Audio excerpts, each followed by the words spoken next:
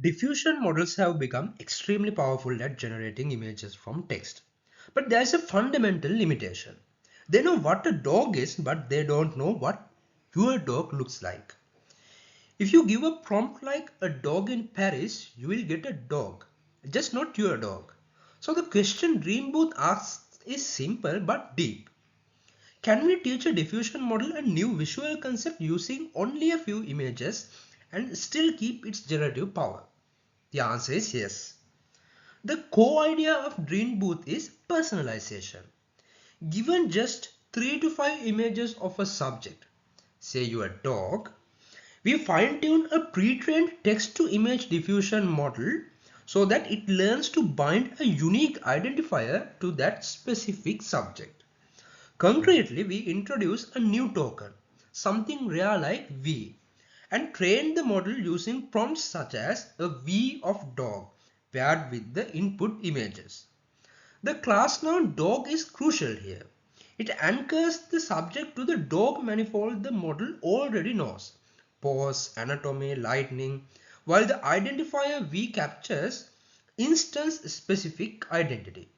Without the class noun, training becomes unstable and identity quality drops significantly.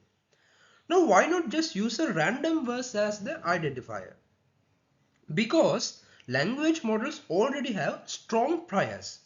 DreamBooth carefully selects rare tokens from the tokenizer vocabulary itself, then inverts them back into text, ensuring the identifier has minimum semantic baggage. This avoids accidentally inheriting meaning from existing words. At this point, we fine-tune the diffusion model, typically the unit, and often text condition layers as well, so that model's output domain itself learns this new subject. This is what makes DreamBooth fundamentally stronger than methods like textual inversion, which only learn token embeddings. But now we hit a serious problem. If we fine-tune only on images of your dog, the model starts to forget what dogs in general look like. This is called language drift and prior collapse. Suddenly, every dog starts to look like your dog, and output diversity collapses. DreamBooth solves this using a class-specific prior preservation loss. Here's how it works.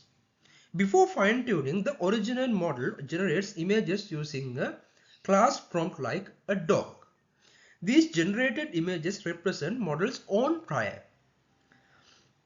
During training, the model is optimized on two objectives: reconstructing your subject from prompts like a V of dog, reconstructing its own class images from a prompt like a dog. This is effectively self-distillation.